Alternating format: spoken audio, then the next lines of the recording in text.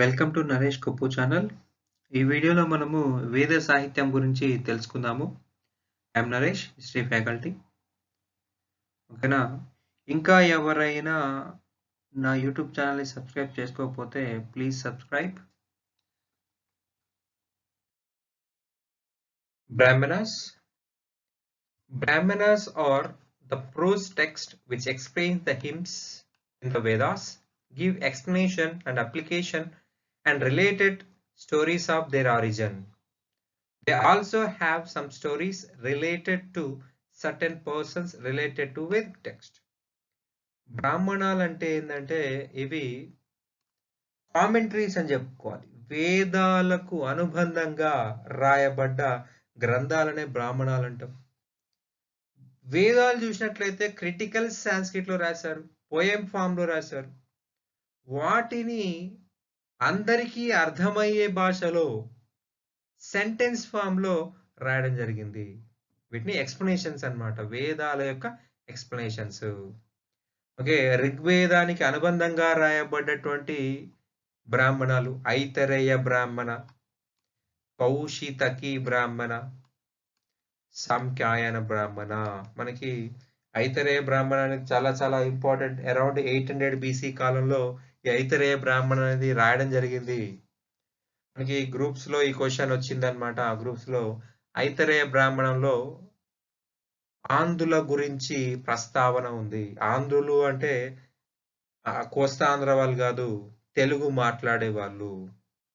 ఐతరేయ బ్రాహ్మణులు ఉన్న స్టోరీ ఏంటంటే సుషేనప స్టోరీ అన్నమాట. ఓకే, సుషేనపుడు అనేటువంటి వ్యక్తి యజ్ఞంలో బలివ్వబడతా ఉన్నాడు. ఓకే, ఒక రాజు నరమేధం చేస్తా ఉన్నాడు. ఆ యజ్ఞం పూర్తయింది. సో ఆ సుషేనపుణ్ణి ఆ యజ్ఞంలో బలి ఇవ్వాలి. కానీ ఆ సుషేనపుడు పారిపోయి వచ్చేసి విశ్వామిత్ర మహర్షి దగ్గరికి రావడం జరిగింది. ఆ విశ్వామిత్ర మహర్షి ఆ సుషేనపుని కాపాడుతానని చెప్పేసి అభయం ఇచ్చాడు. సో ఆ అభయం ఇచ్చే సమయానికే రాజు అతని ఆశ్రమానికి వచ్చాడు.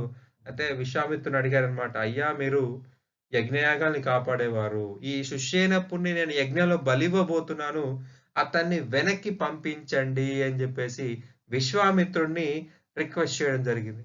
కానీ విశ్వామిత్రుడు ఆల్రెడీ ప్రామిస్ చేశాడు.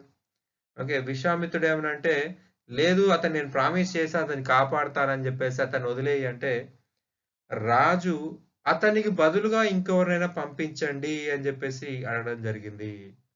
సో విశ్వామిత్రుని యొక్క కుమారులని యాగంలో బలిగా వెళ్ళమని చెప్పడం జరిగింది. ఎవరైనా చూస్తూ చచ్చిపోవాలనుకుంటారా? ఎవరికైనా ప్రాణం మీద ఆశే ఉంటుంది. ఆ విశ్వామిత్రుని కుమారులు యజ్ఞంలో చనిపోవడానికి అంగీకరించలేదు. సో విశ్వామిత్రుడికి కోపం వచ్చేసి తెందిక్కుకు పోయి బతకండి అని చెప్పేసి శపించడం జరిగింది. తెందిక్కు అంటే దక్షిణ దిక్కు. ఉత్తర భారతదేశం నుంచి దక్షిణంగా వచ్చి గోదావరి పరిసర ప్రాంతాల్లో వీళ్ళు నివసించారు. వీళ్ళే ఆంధ్ర జాతి. ఈ విశ్వామిత్రుని యొక్క సంతతి చెందిన వాళ్ళే ఆంధ్ర జాతి అని ఐతరేయ బ్రాహ్మణంలో మనకు చెప్పడం జరిగింది. ఓకేనా? ఇవి ఋగ్వేదానికి అనుబంధంగా రాయబడ్డ గ్రంథాలు అన్నమాట. ఐతరేయ బ్రాహ్మణము ఏ సంవత్సరంలో పూర్తి చేయబడిందంటే 800 BC, క్రీస్తు పూర్వము 800. ఆంధ్రుల యొక్క ప్రస్తావన ఉన్నటి గ్రంథము అంటే ఐతరేయ బ్రాహ్మణ. ఆంధ్ర అంటే తెలుగు వాళ్ళని అర్థము. తెలుగుకి పర్యాయ పదము ఆంధ్ర. ఓకే, యజుర్వేదం. యజుర్వేదానికి అనుబంధంగా రాయబడ్డ గ్రంథాలు. మనకి యజుర్వేదంలో 2 ఉన్నాయని చెప్పుకున్నాం, శుక్ల యజుర్వేద, కృష్ణ యజుర్వేద. ఓకే, శుక్ల యజుర్వేదకు అనుబంధంగా రాయబడ్డ గ్రంథము శతపథ బ్రాహ్మణము. ఇది కూడా మనకి ఎగ్జామ్ లో అడిగారండి. మనకి వ్యవసాయము ప్రారంభంలో చేసే క్రతువులు, చేసే యజ్ఞాల గురించి ఏ గ్రంథంలో ఉంది అంటే శతపథ బ్రాహ్మణంలో ఉంది. వ్యవసాయం స్టార్ట్ చేసినప్పుడు ఏం చేస్తాం మనము? నాగలికి భూమి పూజ చేస్తాం, నాగలి పూజ చేస్తాం, అలాగే ఒక కొబ్బరికాయ కొడతాం, వనదేవతలకి పూజిస్తాం. అవన్నీ కూడా మనకి ఈ యొక్క శుక్ల యజుర్వేదలో సంబంధించిన శతపథ బ్రాహ్మణంలో ఉంది. అలాగే ఐరన్,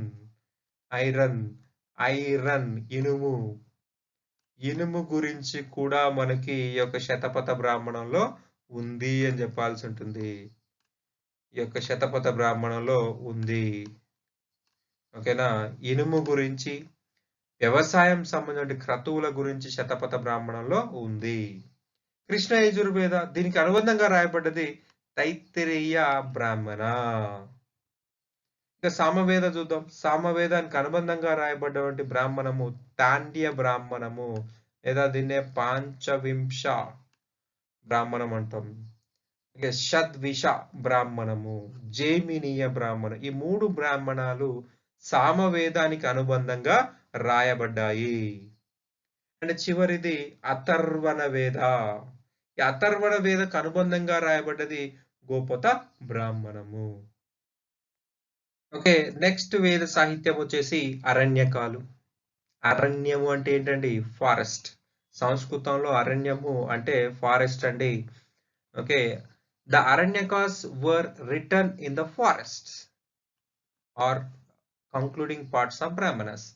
బ్రాహ్మణాలనే యొక్క కంక్లూడింగ్ అంతా కూడా అరణ్యకాలు అని చెప్పేసి అంటాము. Aranyakas don't lay much emphasis on rites, rituals, sacrifices but have philosophy and mysticism. ఈ బ్రాహ్మణాలు అనేవి యజ్ఞయాగాల గురించి చెప్తే అరణ్యకాలు అనేవి యజ్ఞయాగాల గురించి చెప్పట్లేదు. ఏం చెప్తుంది? ఫిలాసఫీ, మిస్టిసిజం, భక్తి గురించి, తత్వం గురించి అరణ్యకాలు చెప్తున్నాయి. అరణ్యంలో నివసిస్తున్నటువంటి సన్యాసులు వాళ్ళ యొక్క జీవన విధానం అంతా కూడా మనకి అరణ్యకాల్లో లభిస్తుంది. This is because Aranyakas were written mainly for the hermits. Hermits అంటే సన్యాసులు. ఓకే, సన్యాసులు అన్నమాట. ఓకే, సన్యాసుల కోసము, స్టూడెంట్స్ కోసము, అడవుల్లో నివసించే సన్యాసులు, స్టూడెంట్స్ కోసం రాయబడింది. ఓకే, ఈ అరణ్యకాల్లో మెడిటేషన్ గురించి చెప్పడం జరిగింది. మెడిటేషన్ గురించి చెప్పడం. They lay emphasis not on sacrifice but on meditation. జంతువుల గురించి చెప్పలేదు, యాగాల గురించి చెప్పలేదు, మెడిటేషన్ గురించి చెప్పింది. They are in fact oppose to sacrifice and many of early rituals. యజ్ఞయాగాలన్నిటిని వ్యతిరేకించాయి అరణ్యకాలు.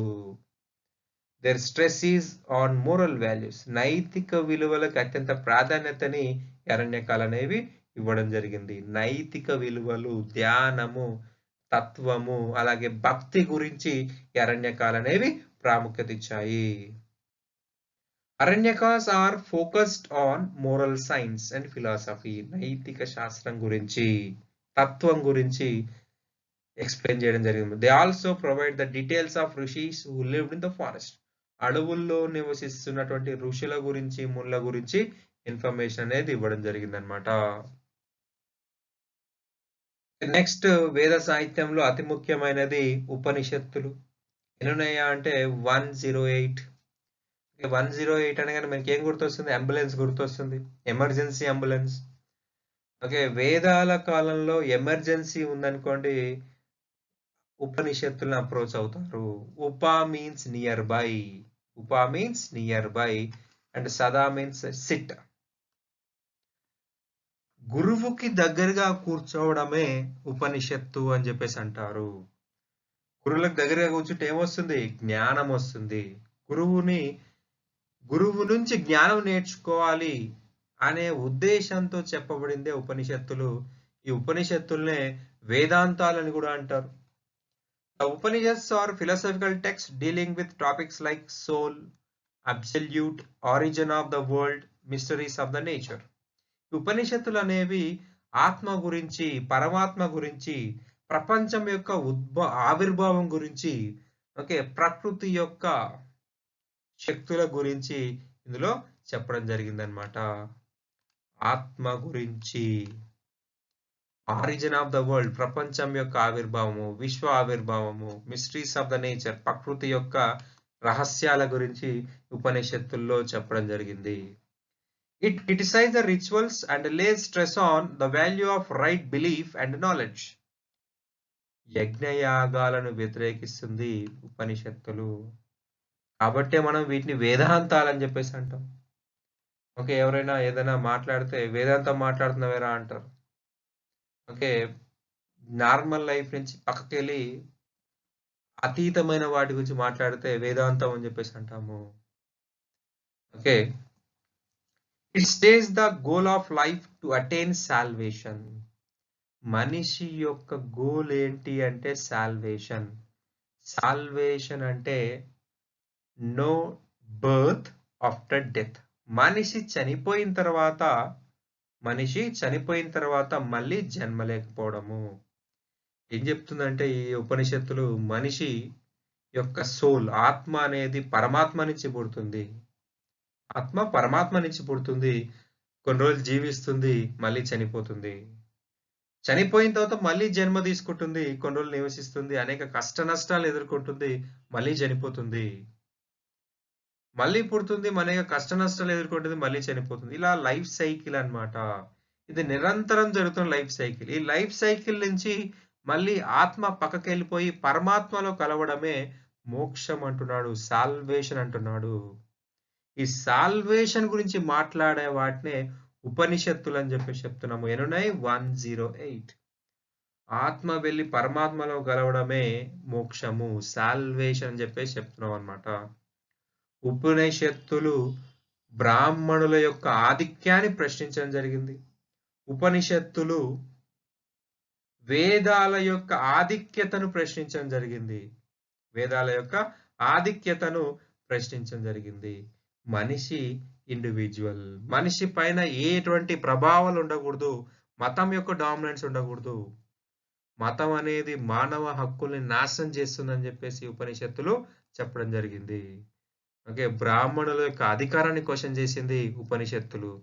అండ్ గుర్తుపెట్టుకోండి ఉపనిషత్తులు రాసింది కూడా బ్రాహ్మణులే. ఓకే. హేతువాద బ్రాహ్మణులు ఈ ఉపనిషత్తులు రాయడం జరిగింది. ఈ యొక్క హేతువాద బ్రాహ్మణులు సాంప్రదాయ బ్రాహ్మణులకు వ్యతిరేకంగా రాసిన పుస్తకాలన్నమాట. ఉపనిషత్తులో ముఖ్యమైనవి Aitareya Upanishad. Aitareya Upanishad talks about the creation of atma. ఆత్మ ఎలా పుడుతుంది అనే దాని గురించి మీకు ఇందులో చెప్పడం జరిగింది. Chandogya Upanishad deals with rhythm and chanting of mantras. Okay. Music related అన్నమాట.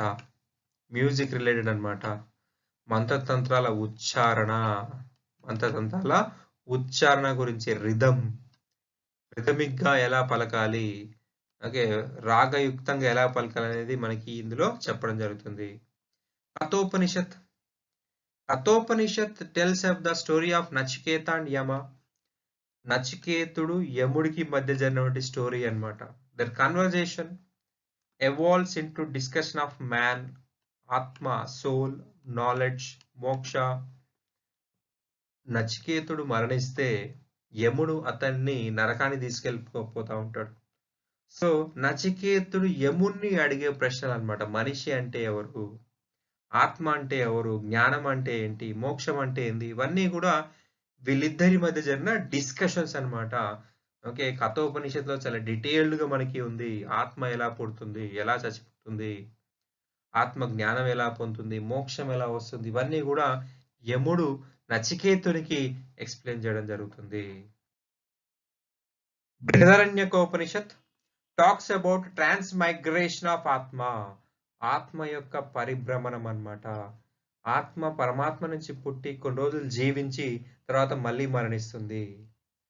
ఓకే. ఆ యొక్క రోల్ అంతా కూడా మనకి ఇందులో ఎక్స్ప్లెయిన్ చేయడం జరిగింది అన్నమాట. అలాగే మెటాఫిజికల్ భౌతిక పరమైనటువంటి అలాగే ఎథిక్స్ నైతిక విలువ గురించి ఇందులో చెప్పడం జరిగింది. నెక్స్ట్ ఇంపార్టెంట్ వచ్చేసి మాండకోపనిషత్. ఏపీఎస్సి, టిఎస్పిఎస్సి గ్రూప్స్ ఇటువంటి ఎగ్జామ్స్ లో మనకి యొక్క క్వశ్చన్ అనేది రిపీటెడ్ గా అడగడం జరిగింది. సత్యమేవ జయతే అనేటువంటి శ్లోకాన్ని ఎక్కడి నుంచి తీసుకున్నామని చెప్పేసి మనకి గత ఎగ్జామ్స్ లో అడగడం జరిగింది. ఓకే. సత్యమేవ జయతే అంటే ట్రూత్ అలోన్ ట్రిమ్స్. సత్యము గెలుస్తుంది. సత్యమే ఎల్లవేళలా విజయం సాధిస్తుంది. ఓకే. భారత ప్రభుత్వము మన రాజముద్రలో సత్యమేవ జయతే అనే శ్లోకాన్ని చేర్చడం జరిగింది. అయితే ఈ శ్లోకం ఎక్కడి నుంచి తీసుకున్నారయ్యా అంటే మాండకోపనిషత్తు తీసుకున్నారు. నెక్స్ట్ మోస్ట్ ఇంపార్టెంట్ వచ్చేసి శ్వేతేశ్వర ఉపనిషత్. శ్వేతేశ్వర ఉపనిషత్ డీల్స్ విత్ భక్తి. భక్తి గురించి వివరిస్తుంది. భక్తి means self surrendering to the God. మనకు మనము దేవునికి అర్పించుకోవడమే భక్తి. మనకు మనము దేవునికి అర్పించుకోవడమే భక్తి. గుడికెళ్ళామా, కొబ్బరికాయ కొట్టామా, కొబ్బరికాయ తిన్నామా, ప్రసాదం తిన్నామా ఇది భక్తి కాదు. మనకి మనము దేవునికి అర్పించుకోవాలి. భక్తి కండెమ్డ్ మీడియేటర్. భక్తి కండెమ్డ్ ఐడలారిటీ. భక్తిలో విగ్రహాలకు స్థానం లేదు, మధ్యవర్తులకు స్థానం లేదు. దేవుడికి, వ్యక్తికి, భక్తుడికి మధ్య ఎవరు ఉండకూడదు. ఓకే. హిందూ మతం అయితే పూజారులు, ఇస్లాం మతం అయితే ఉలేమాలు, క్రైస్తవ మతం అయితే ఫాదర్లు, పోపులు వీళ్ళెవరూ ఉండకూడదు. డైరెక్ట్ మనమే దేవునితో మాట్లాడుకోవాలి. మన అహాన్ని చంపుకొని దేవుడే గొప్పవాడని చెప్పేసి చెప్పాల్సి ఉంటుంది. ఓకే. దేవునిలో లీనం అవ్వాల్సి ఉంటుంది అని మనకి శ్వేతేశ్వర ఉపనిషత్తులో చెప్పడం జరిగింది. భక్తి గురించి ప్రపంచంలో తొలిసారిగా డిస్కస్ చేసిన గ్రంథం అంటే శ్వేతేశ్వర ఉపనిషత్ అని చెప్పాలి. Shvetashvatara Upanishad is the one and only ancient most text which deals with bhakti. వేదాంగాలు. ఓకే. దీన్నే మనం ఇంగ్లీష్‌లో లింబ్స్ ఆఫ్ వేదాస్ అని చెప్పేసి అంటాము. Vedangas are 6 auxiliary disciplines associated with the study and understanding of the Vedas. వేదాలనేవి చాలా క్రిటికల్ సాంస్క్రిట్ లో రాయబడ్డవి. వాటిని చదవాలంటే ముందుగా వాటి యొక్క బేసిక్స్ మనం చదవాల్సి ఉంటుంది. ఓకే. వేదాంగాలు అనేవి వేదాలు చదవడానికి ఉపయోగపడతాయి అన్నమాట. అవి ఇషిక్ష, ఫొనెటిక్స్, ఉచ్చారణ అని చెప్పేసి అంటాము. ఓకే. మనము లాంగ్వేజ్‌లో కొన్ని పదాలు స్ట్రెసెస్ పలుకుతాం, కొన్ని సైలెంట్‌గా పలుకుతాం, కొన్ని మీడియం రేంజ్‌లో పలుకుతాం. ఇంకా బాధకి ఒక రకంగా రెస్పాన్స్ ఉంటుంది. ఏడుపు ఒక రకంగా ఉంటుంది. సంతోషానికి ఇంకో రకంగా ఉంటుంది. అలా సిట్యుయేషన్‌ని బట్టి మనము పదాలని ఉపయోగించాల్సి ఉంటుంది. నిరుక్త, ఎటిమాలజీ, ఆరిజిన్ ఆఫ్ వర్డ్స్, పదాల యొక్క ఉత్పత్తి. ఏదైనా భాషను మనం నేర్చుకోవాలంటే ఆరిజిన్ నుంచి నేర్చుకుంటే చాలా సింపుల్ అవుతుంది. వ్యాకరణ, గ్రామర్. వ్యాకరణం అన్నమాట మనకి ముఖ్యంగా ఈ గ్రామర్ అనేది చాలా చాలా ఇంపార్టెంట్. లాంగ్వేజ్‌కి అత్యంత ముఖ్యమైనది గ్రామర్. ఛంద, ఛందస్సు, జ్యోతిష్య, ఆస్ట్రాలజీ అండ్ కల్ప. ఓకే. వేదాల కాలంలో చేయవలసినటువంటి యజ్ఞయాగాల గురించి ఇందులో చెప్తుంది. అందులో ముఖ్యంగా గృహసూత్ర, శౌతసూత్ర, శిల్వసూత్ర. గృహసూత్ర అంటే మ్యారేజ్ చేసుకున్న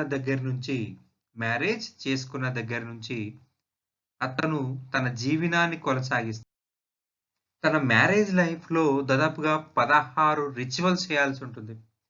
మదర్ వూంబ్ టు టూంబ్, తల్లి గర్భం నుంచి సమాధి వరకు 16 కర్మలు చేయాల్సి ఉంటుంది. అందులో మోస్ట్ ఇంపార్టెంట్ వచ్చేసి 11th వన్ అండి. 11వది Upanayana. At the age of 8 boy will get Upanayana ceremony. 8 సంవత్సరాల వయసులో ఉపనయనం అనేది చేస్తారు. ఎవరికైతే ఉపనయనం జరుగుతుందో వాళ్ళకి రెండవ జన్మ వస్తుందంటారు. మొదటి జన్మ వచ్చేసి తల్లి గర్భం నుంచి వస్తే, రెండవది ఉపనయనం యొక్క సెరమనీ నుంచి వస్తుంది. రెండవ జన్మ ఆధ్యాత్మిక జన్మ, మొదటి జన్మ శారీరక జన్మ. ఓకేనా.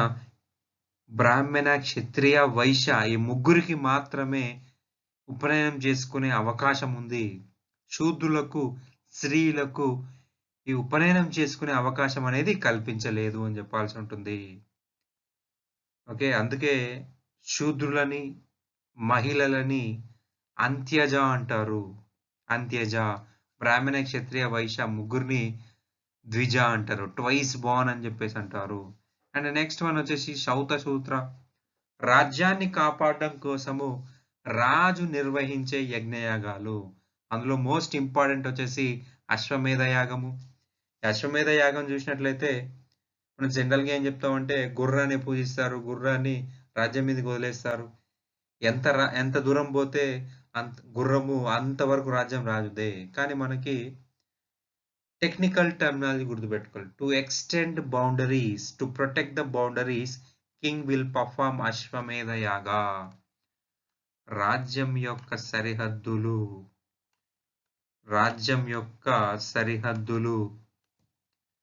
కాపాడుట కోసము, రాజ్యం యొక్క సరిహద్దులను విస్తరించడం కోసము అశ్వమేధ యాగం చేయడం జరుగుతుంది.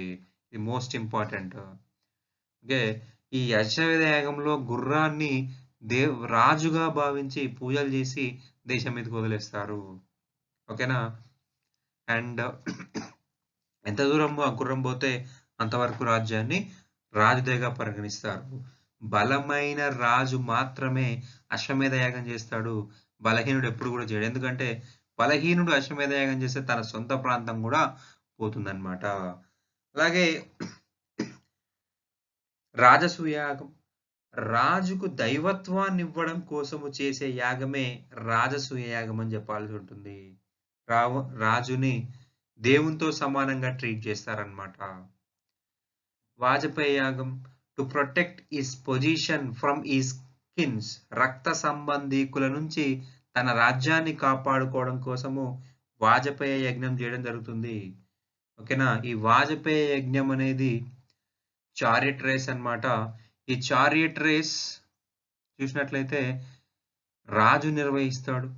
సో రాజు ఇందులో ఖచ్చితంగా గెలిసే విధంగా ప్లాన్ చేయడం జరుగుతుంది. ఎందుకంటే ఎవరైతే ఈ వాజపేయి యాగంలో ఓడిపోతారో వాళ్ళందరినీ చంపివేయడం జరుగుతుంది.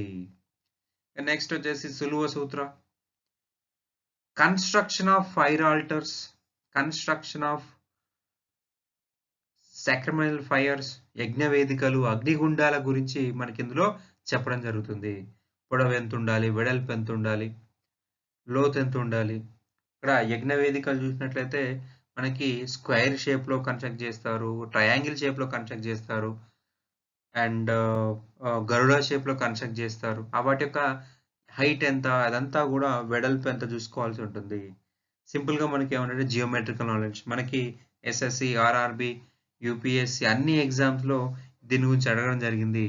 Which of the following Vedic literature discuss about geometrical knowledge. రేఖా గణితం గురించి వివరిస్తున్న వేద సాహిత్యం అంటే సులువ సూత్ర అని చెప్పాల్సి ఉంటుంది. వేద సాహిత్యంలో మరి ఒక ముఖ్యమైన గ్రంథాలే పురాణాలు. ఎన్నున్నాయి? 18 ఉన్నాయి. అష్టాదశ పురాణాలు అని చెప్పేసి అంటాం. ఇవి ఆర్యుల కాలంలో మౌఖికంగా డెవలప్ అయ్యాయి. కానీ శిశునాగుల కాలం నుంచి గుప్తుల కాలం వరకు, శిశునాగుల కాలం అంటే 5th century BC, 5th century BC నుంచి 5th సెంచరీ ఏడి మధ్యలో, అంటే దాదాపు 1000 సంవత్సరాల కాలంలో వీటిని పుస్తకాల రూపంలోకి తీసుకురావడం జరిగింది. ఓకేనా? మనకి బెస్ట్ ఎగ్జాంపుల్స్ అంటే నారద పురాణము, విష్ణు పురాణము, లింగ పురాణము, వాయు పురాణము, గరుడ పురాణము, మార్కండేయ పురాణము, బ్రహ్మాండ పురాణము. ఓకే, ఉపవేదాలు. వేదాలంతా పెద్దవి కాదు, కానీ వేదాలకు ఉండవలసిన లక్షణాలన్నీ ఉంటే దాన్ని ఉపవేదాలు అంటారు. వేదానికి ఉండవలసిన లక్షణాలు ఉన్నాయి, కానీ వేదాలంతా పెద్దవి కాకపోతే వాటిని ఉపవేదాలు అంటారు. Ayurveda deals with medicine and associated with Rigveda. ఋగ్వేదానికి అనుబంధంగా రాయబడ్డది ఆయుర్వేదం అన్నమాట. Dhanurveda deals with archery and associated with Yajurveda. Archery, బాణాలు, విలువిద్యకు సంబంధించింది అన్నమాట. ఇది దేనికి అసోసియేట్ గా ఉంది? యజుర్వేదానికి. గంధర్వ వేద deals with music and dance. Music అంటే మనకి ఖచ్చితంగా ఏం గుర్తొస్తుంది? సామవేదం గుర్తొస్తుంది. సామవేదానికి అనుబంధంగా రాసిందే గాంధర్వ వేద. అండ్ శస్త్ర వేద deals with military technology associated with Atharvana వేద. యుద్ధాల గురించి, యుద్ధాల్లో వాడవలసిన మెటీరియల్ గురించి ఇందులో చెప్పడం జరిగింది అనమాట. Thanks for watching. Please like, share and subscribe Naresh Kapoor channel. నేను చేసే ప్రతి వీడియో మీకు నోటిఫికేషన్ కింద రావాలంటే ఈ సబ్స్క్రైబ్ పక్కన బెల్ ఐకాన్ని ప్రెస్ చేయండి. Thank you.